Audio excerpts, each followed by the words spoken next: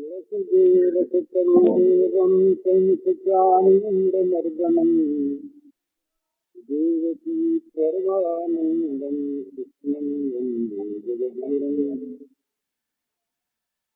प्रेमास्पद में कभी दोष नहीं दिखता, एक प्रेमास्पद के चिंतन का कभी अभाव नहीं होता, एक प्रेमास्पद के मिलन की उत्कंठा के नहीं मिटती मिलने पर ही। तो ये चार बातें होती है। तो ये जो प्रेम का अहंकार उन्होंने कह रहा था, प्रेम का अहंकार ये कभी कभी होता है। तो ये क्यों होता है? जब वो प्रेमी जब प्रेमास्पद चाहता है, इस अहंकार की प्रेमी में अवतारणा हो और इस अहंकार के रूप में प्रेमी मान करे और उसके मान के समय मैं उसे मनाऊं और उस मनाने में मुझे सुख मिले और उसका सुख प्रेमी हो गए। इसे ध्यान में आएगी बात। प्रेमास्पद के मन में एक बात आई, क्यों आई? वहाँ केवल एक ही चीज है, निरंतर प्रेम रसास्वादन। कहीं वो आस्वाद्य है और कहीं वो आस्वाद्य है। ये इसीलिए ये जगत का, इस जीव जगत का, इस जड़ जगत का इस राज्य में प्रवेश नहीं है, क्योंकि यहाँ तो जगत में बहुत रंग है और वहाँ तो एक ही रंग है। सूरदास की कारी कामर चरण दूजो रंग। तो प्रेम में एक ही रंग है, उस एक रंग में विचित्र विचित्र आपने देखा इंद्रधनुष, मयूर पंख है, ये भगवान के रंगों से एक ही तुलना की गई है।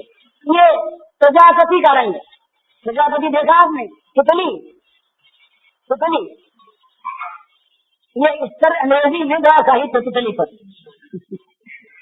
है, कैसे अंडा बना, कैसे उसमें से निकला, क्या हुआ, क्या उसके नाम बदले, रंग बदले, इसको भगवान ने लगाया है।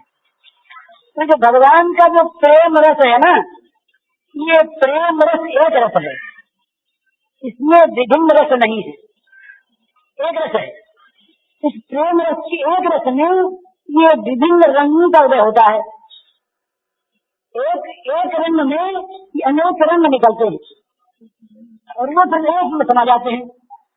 तो इन रंगों में जहाँ रास है, निकुंज है, वहाँ निकुंज की बात में कहना नहीं चाहता था, मेरे मन में थी नहीं, अब आ गई, आगे से कह जाता हूँ और सब कैसा जरूर। तो जैसे प्रेमास्पद के मन में ये एक रंग आया, क्या आया कि मेरा प्रेमी जो है वो अपने में प्रेम का अभिमान करे, मैं प्रेमी यो माने और मुझको माने प्रेम का तिरस्कार करने वाला। प्रेमास्पद के मन की चाह है ना, ये ठीक स्वरूप को समझना चाहिए प्रेम का। प्रेमास्पद के मन की चाह है कि प्रेमी इस बात का अभिमान करे कि मैं प्रेमी हूँ और प्रेमास्पद के लिए समझे कि ये मेरे प्रेम का तिरस्कार करता है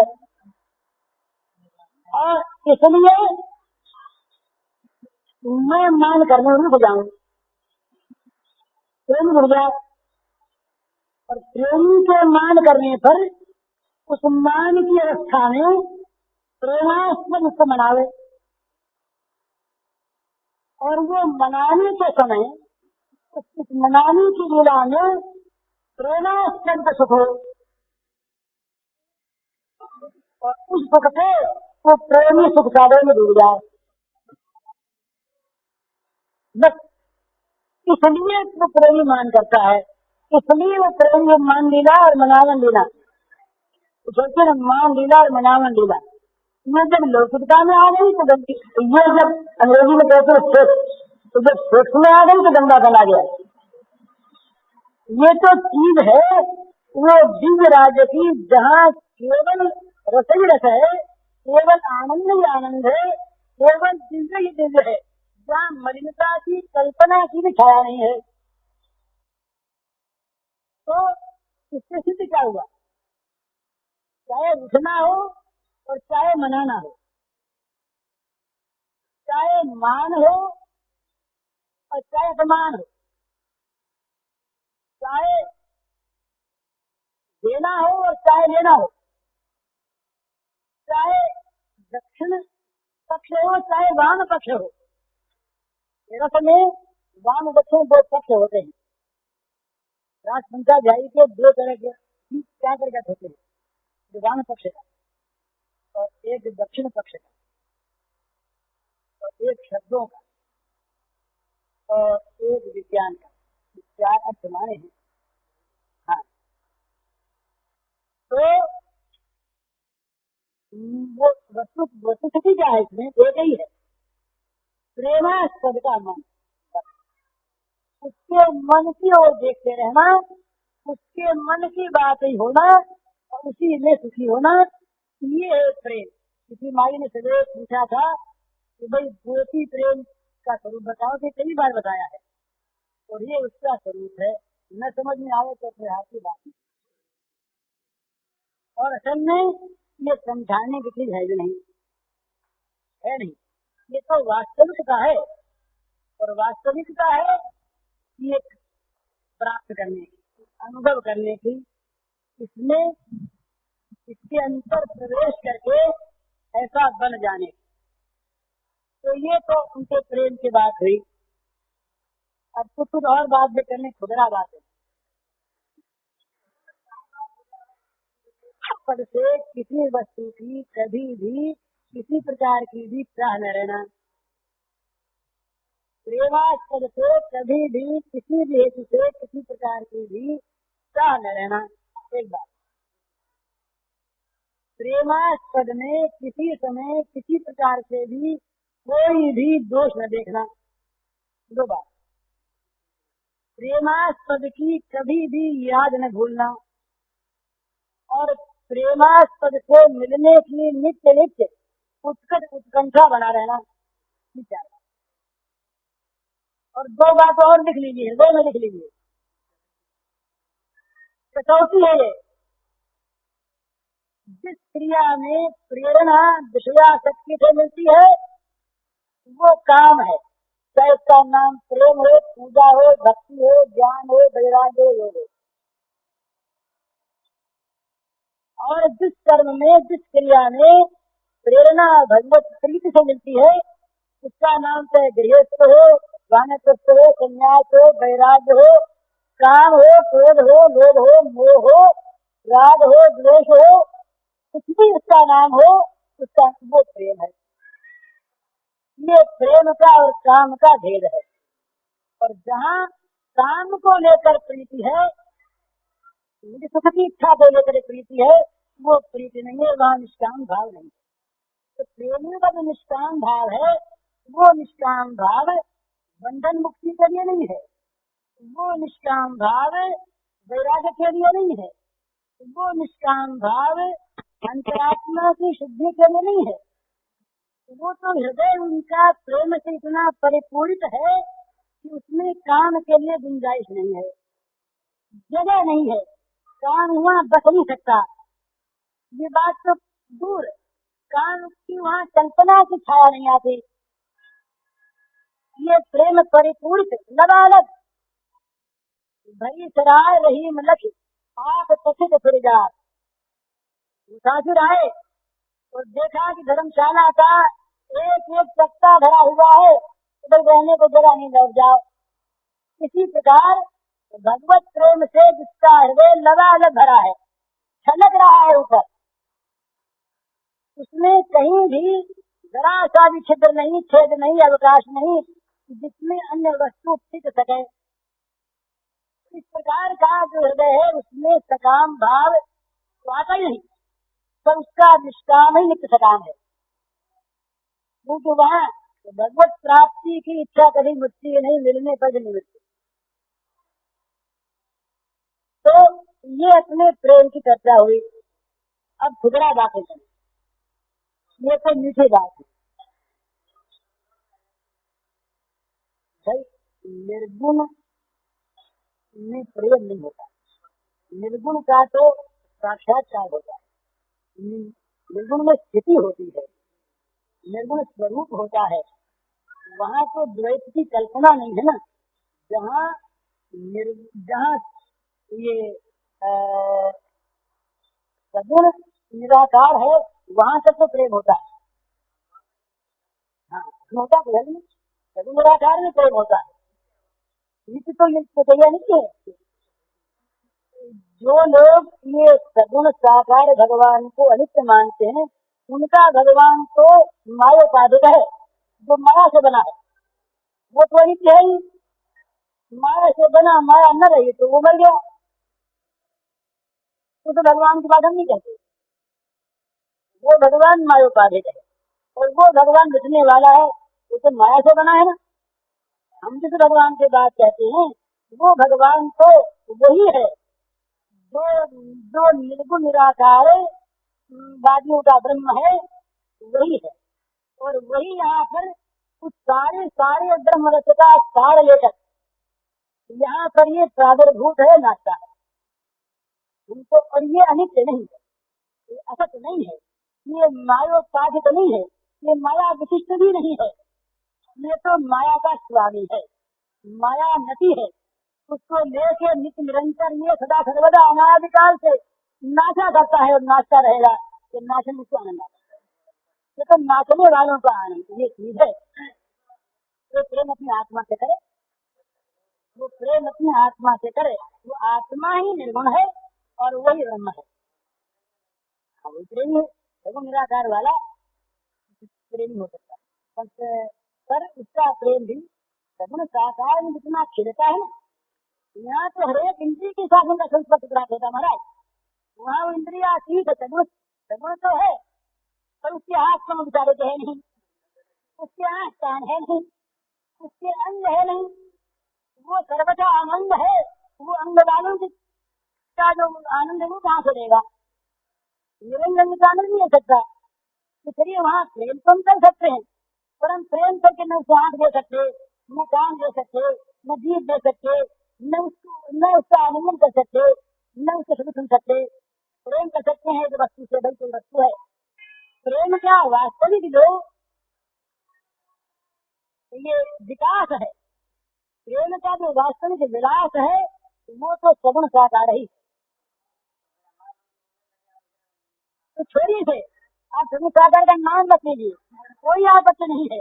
वस्तु आपको वही मिलेगी जो उसको मिलेगी। तो फिर ये कहिए, फिर आप सगुण साकार में आइए और ये कहिए कि हमें जो हमारा सगुण है, तो नाचने वाला श्याम श्याम, ये श्याम जो है, यही वहाँ निर्गुण निराकार ब्रह्म बन जाता है। दोनों वो कर लीजिए, उसमें तो ये रहेगा नहीं, निर्गुण निराकार में ये रहेगा नहीं, तो सगुण साकार में वो रह जाएगा।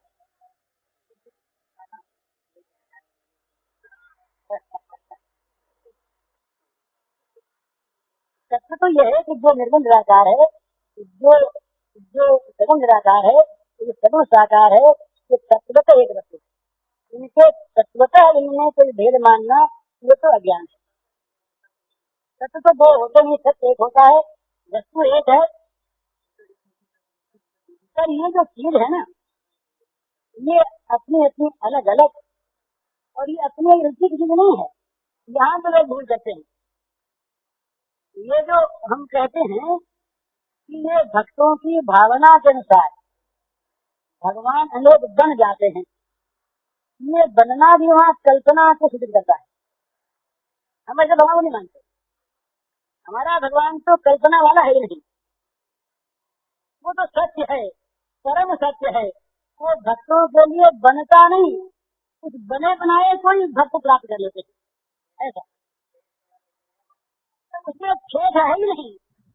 वो तो असीम है ना, खेद जहाँ खेद का सीमा है, तो खेद तक मैंने कहीं उसकी सीमा आ गई, ये सीमा वाला नहीं है, ये तो नित्य असीम है।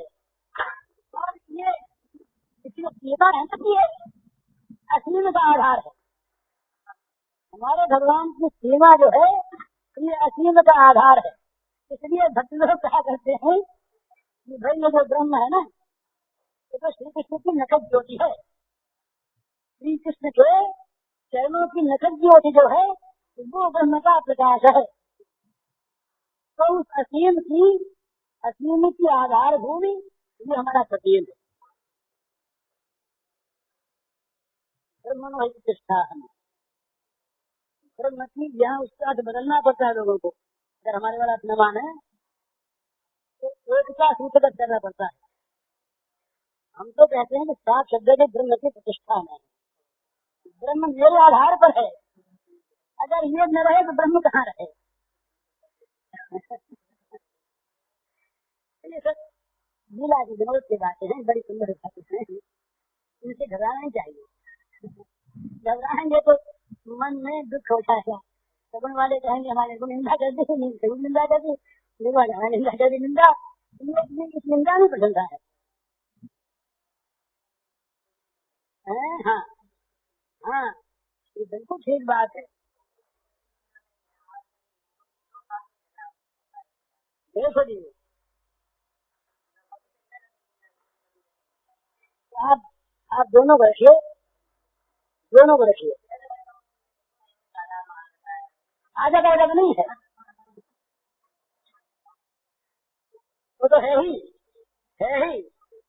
भगवान आते जाते नहीं है, वो तो है। एक गीता का श्लोक है महाराज, बड़ा सुंदर। जन्म कर्म से नये दिव्य मेवम यो वेद तत्वतः त्यक्त्वा देहम पुनर्जन्म नयति मान्यति शोधन। अर्थ क्या हुआ? भाई मेरे जन्म और मेरे कर्म ये दिव्य हैं। इनको जो तत्व से जान ले वो फिर उसका जन्म नहीं होगा और वो मुझको ही प्राप्त होगा। तो जिसके जन्म को जान लेने से जन्म होना बंद हो जाए, तो किसी के जन्म को जान लेने से जान लेने वाले का जन्म होना बंद हो जाए तो वो जन्म का वो जन्म है। वो जन्म कैसा रहा? तो उसका नाम जन्म है, नाम उसका भी जन्म है। भगवान जन्मे, भगवान यशोदा मैया के उदर में आए, यशोदा मैया देव के मैया के उदर में आए, ठीक है, उदर में भी आए। इनका उदर में आना और हमारा माँ के उदर में आना एक नहीं। तो हमारे जो भगवान हैं ये तो भाई नित्य हैं, सत्य हैं और नित्य नव सुंदर हैं, नित्य नव किशोर हैं, नित्य नव तरुण हैं, तो नित्य नवायमान हैं, नित्य नित्य नई नई माधुरी दिखाने वाले हैं और नित्य नित्य नई नई माधुरी दिखा दिखा करके नित्य नए नए प्रेम को उत्पन्न करने वाले हैं। ये भक्तों के हृदय में नित्य नया उल्लास पैदा करते हैं। वो उल्लास कभी मुरझाता नहीं। फूल की कली खिली और मुरझा गई, चंद्रमा का विकास हुआ और पूर्णिमा के बाद फिर रास आरंभ हो गया, ऐसा नहीं। यहाँ तो विकास ही विकास है, उत्फुल्लता ही उत्फुल्लता है। यहाँ मुरझाना नहीं, विनाश नहीं, ह्रास नहीं। ये तो बस नित्य नित्य नवायमान, नित्य नया, नित्य नव सुंदर, नित्य नव तरुण, नित्य नव किशोर, नित्य नवायमान, नित्य नव प्रेम की वो लहरें बहाने वाला, प्रेम की किरणें बिखेरने वाला नया नया सूर्य, नया नया चंद्र, ये हमारे श्याम सुंदर हैं। हाँ, तो भाई ऐसे जो श्याम सुंदर हैं भगवान। अच्छा ये आपने बात कही, बड़ा सुंदर है। झगड़े छोड़ दीजिए, सारा झगड़ा उनको सौंप दीजिए तो निपटा लेंगे अपने। अच्छा, तो ये तो कुछ बात सवेरे का प्रश्न था प्रेम लेन के बाद। अब ये प्रेम के बाद तो हृदय में रखिए, जीवन में रखिए, वो बातें कहनी है तो जब समय जो है वो प्राय समाप्त कर है। खुदरा खाली बात ये है, वो बहुत काम की बात है। वो ये बातें हैं कि जीवन अमूल्य है और इसका एक एक क्षण इतना मूल्यवान है जिसकी कोई सीमा नहीं। क्यों?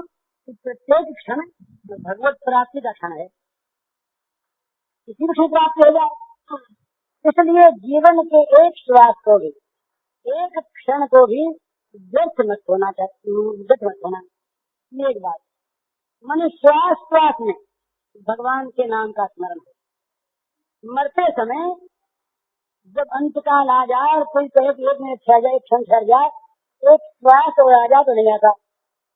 इसलिए ये प्रत्येक श्वास भगवान में बीते, ये अभ्यास डालना चाहिए कि प्रति क्षण हमारा हर एक श्वास भगवान के स्मरण में बीते। इसको मूल्यवान माने, खोए नहीं। काश के ऊपर खेलना, ये व्यर्थ की बातें करना, व्यर्थ की पुस्तकें पढ़ना, इनके लिए अवकाश जीवन में क्यों मिलना चाहिए? जब सोना समाज करना, इनके लिए अवकाश कहाँ है? हमारे जीवन का तो प्रति क्षण जो है ये मूल्यवान है। हर एक क्षण हमारा भगवान के लिए है। जीवन का एक एक श्वास हमारा ये भगवान के लिए है। तो न तो व्यर्थ का भाषण करे, कभी भी बेमतलब बोले नहीं, राम का नाम है। और बेमतलब का कोई काम न करे। व्यर्थ का काम, ये ताश के ऊपर खेलना, ये ऐसे कामों में समय बिताना जिसमें कोई लाभ नहीं।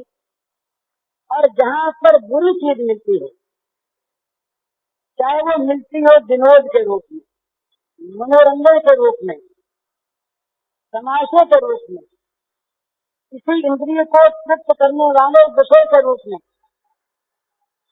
धर्म के रूप में भी, तो वो चीज यदि व्यर्थ है, भगवत विरोधी है, तो उससे बचो भाई।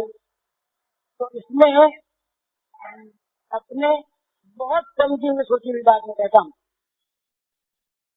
अत्यंत प्रमाणों से ये जो आज का सिनेमा है, ये इतना भयानक है समाज के पतन के लिए, जिसकी कहीं कोई सीमा नहीं, कोई सीमा नहीं। मेरे पास सैकड़ों नवयुवकों के पत्र हैं, इतने विभत्स, इतने वो करुण और इतने वो गंदे, उनकी बात नहीं कह सकता आपके सामने। सिनेमा के परिणाम से भले भले घरों की लड़कियां और भले भले घरों की स्त्रियां तो सिनेमा में नटी बनने के लिए लालायित हैं। लालायित घर वाले चाहते हैं कि कहीं जगह मिल जाए इसको, और वहाँ क्या है, 3 बात वहाँ पर जाते ही मिट जाती, लज्जा जो स्त्रियों का भूषण है, पर पुरुष का स्पर्श जो स्त्रियों का सतीत्व है,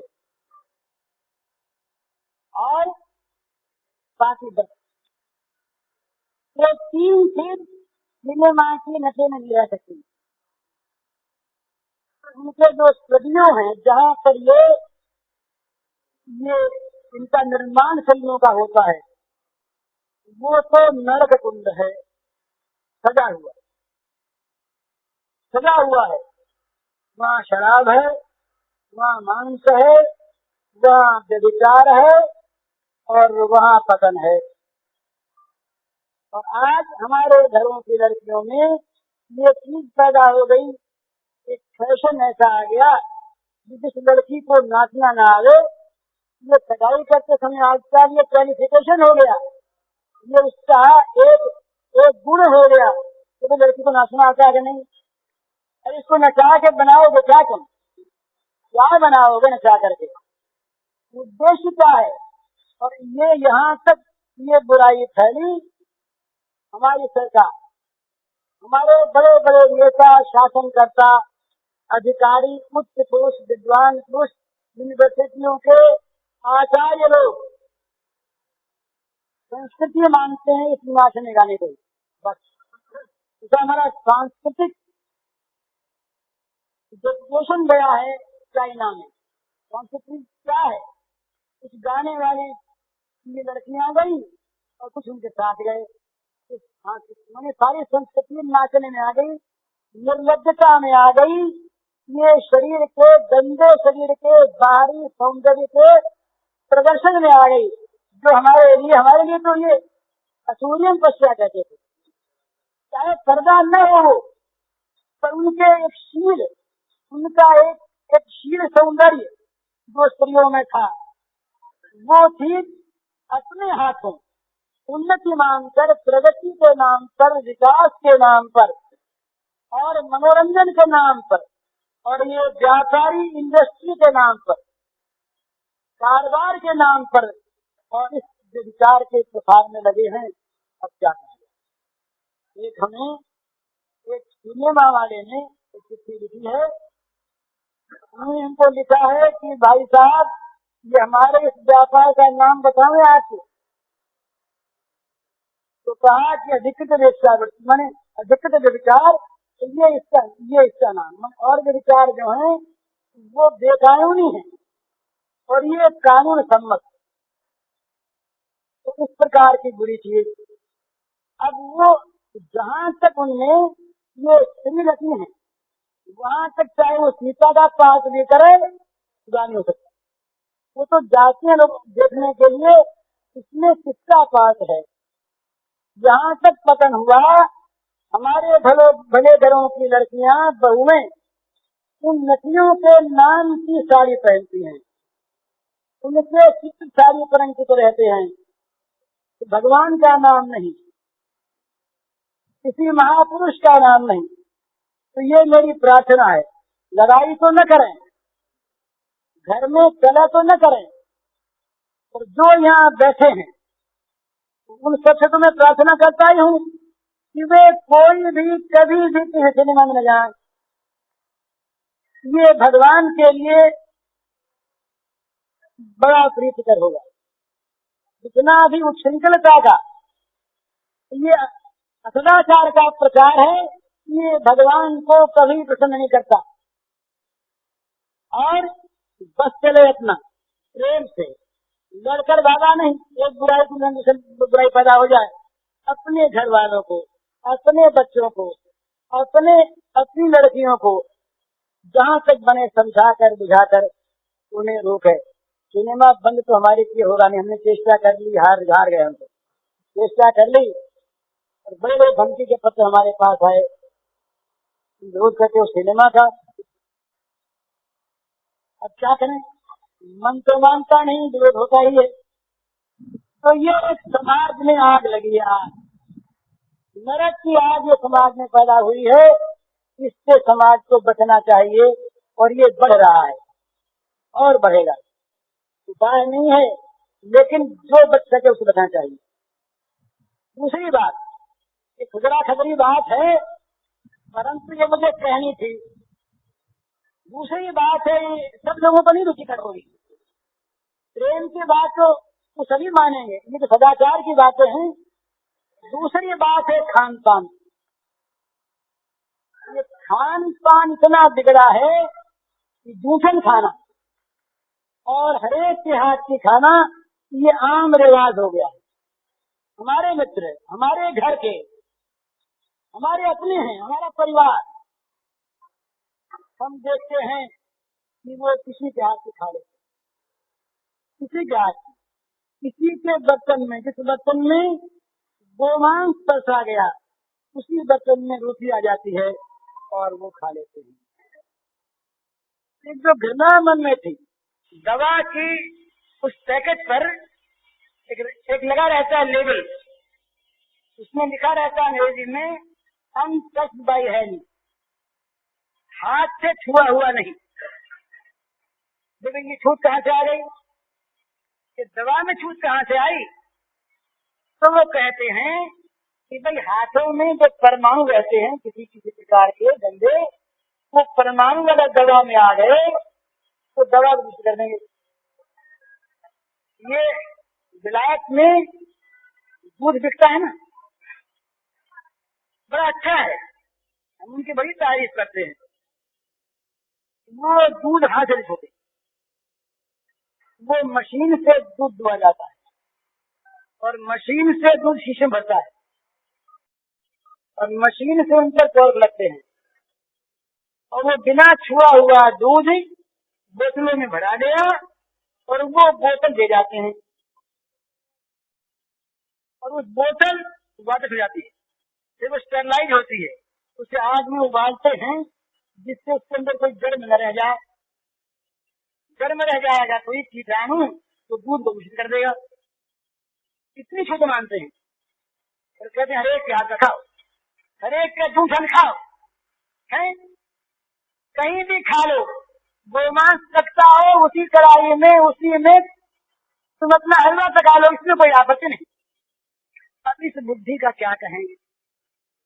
और ये खान पान इतना बिगड़ा है आजकल, तो इस तरफ तो किसी का ध्यान ही नहीं। इतनी जरूरी बात है कि खान पान में घृणा नहीं होनी चाहिए कोई के साथ, खान पान में अभिमान नहीं होना चाहिए, और खान पान में गुस्सा नहीं होना चाहिए, पर खान पान में शुद्धि होनी चाहिए, खान पान में मर्यादा होनी चाहिए, खान पान में कम से कम इतना देखना चाहिए ये वस्तु स्वास्थ्यकर है कि नहीं, इतना तो देखा है। केवल सफेद कपड़े वाले खान पान ले आने तब तो शुद्ध। और हमारा ब्राह्मण कभी यदि अंगोछा पहनकर परसने को आ जाए उन बाबुओं को तो पासी बिगड़ गई। बिना वो लंबा चौड़ा सफेद पहने और पट्टा लगाए और यहाँ पट्टा लगाए खान पान नहीं आता, चाहे वो धुला नहीं हो तब तो ठीक। और नहा धो करके कहीं रसोईया आ गया तो वो आउट ऑफ एटिकेट, ये तो बिल्कुल बुरी बात है। वो सभ्यता है आजकल एक जीवन निकला है और उस जीवन का नाम है उच्च जीवन।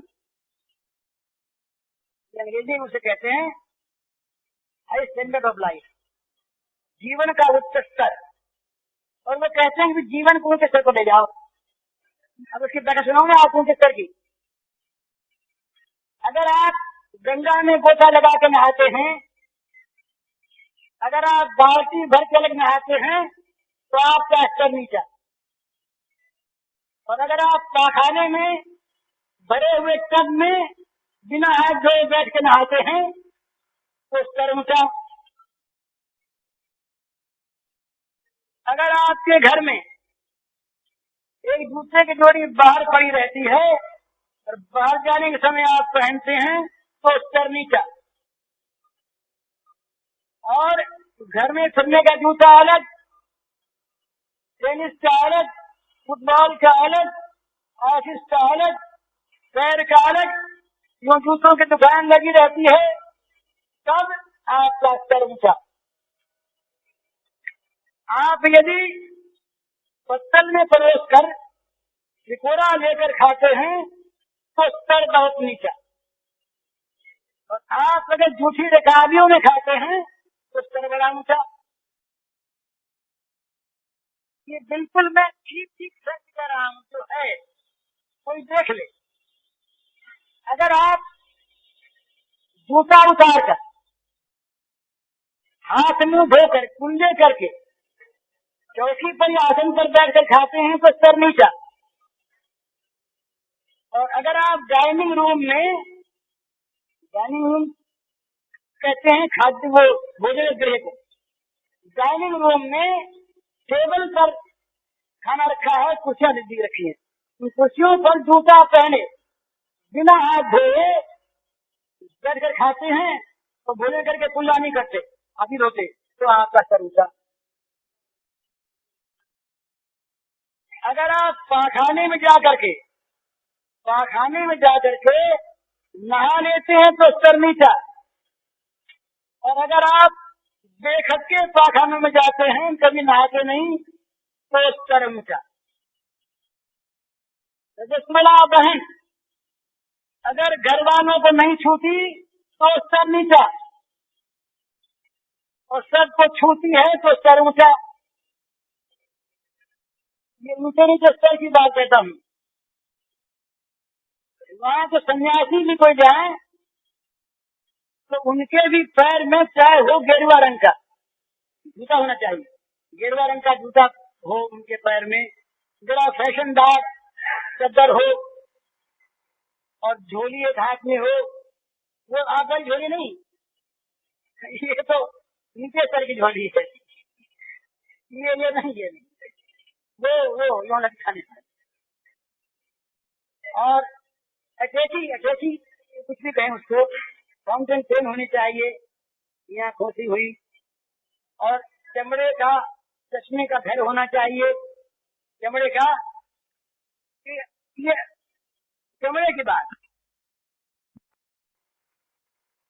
अगर आप चमड़े की चीज में व्यवहार करते तो स्तर नीचा आपका, और आपकी पेटी भी, आपका पेटीकोट भी, आपका घड़ी का घर भी, आपका चश्मे का घर भी, आपका वो बिस्तरदान भी, और कहीं आजकल तो कहीं कहीं खाने की थाली भी,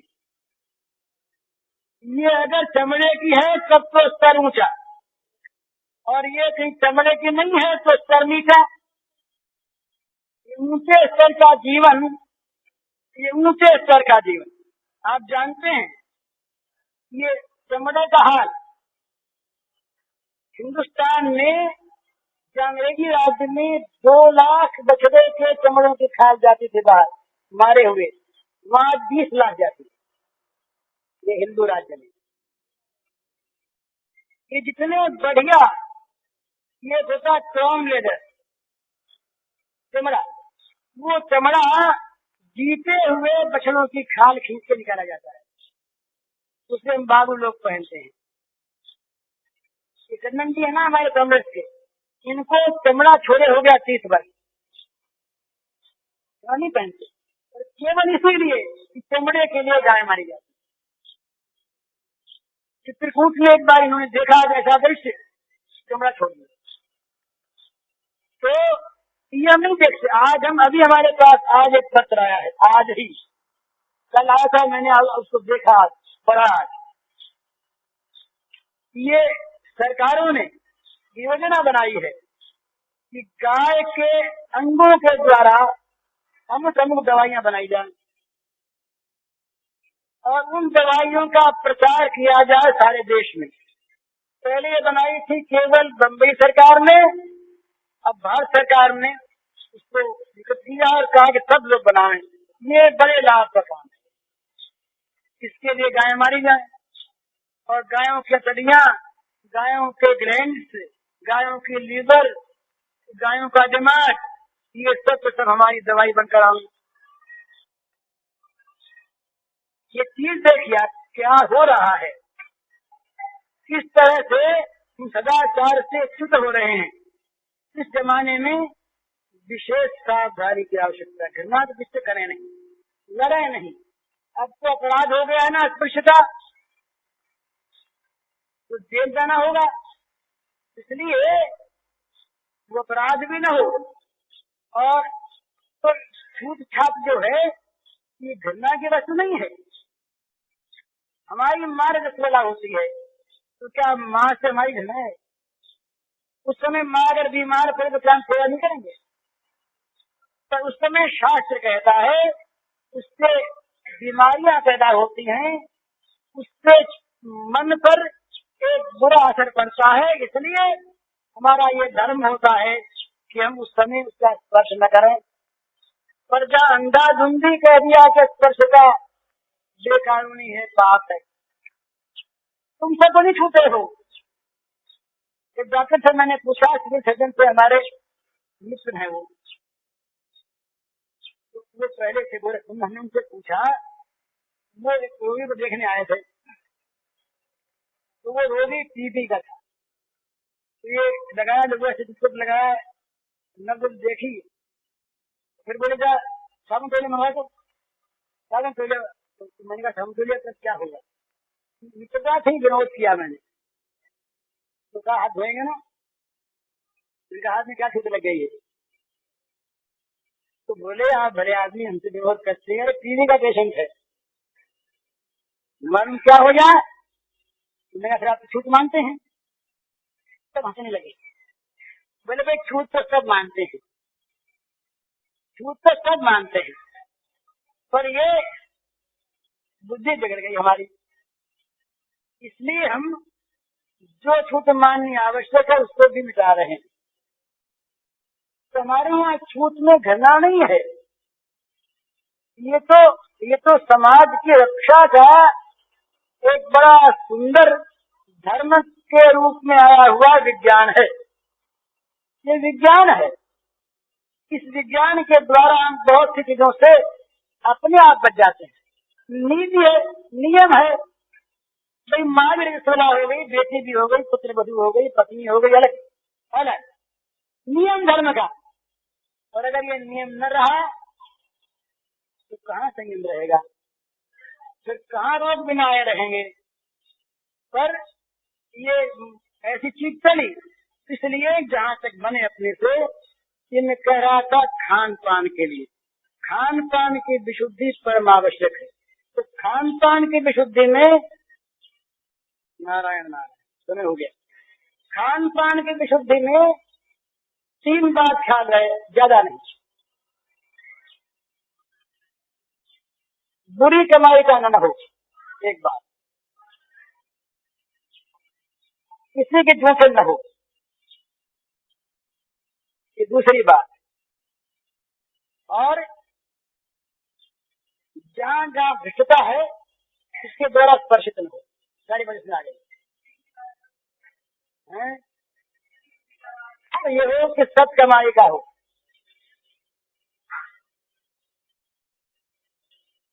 दूसरी बात झूठे न हो। और तीसरी बात जहाँ जहाँ भ्रष्टता है उसके द्वारा स्पर्शित न हो। जैसे मनुष्य भ्रष्ट स्थान, भ्रष्ट पदार्थ, भ्रष्ट चूल्हा, भ्रष्ट बर्तन, इसकी व्याख्या कर लें। जितना जिससे बने। और भाई सबसे आखिरी बात तो ये है, सबसे आखिरी बात वो श्री राम मैं सब जग जानी, करूं प्रणाम जोर जुग पानी। आपके लिए मेरे लिए भी, आप सबको भगवान के नाते प्रणाम। और आप सब इसी प्रकार सबको प्रणाम किया करें।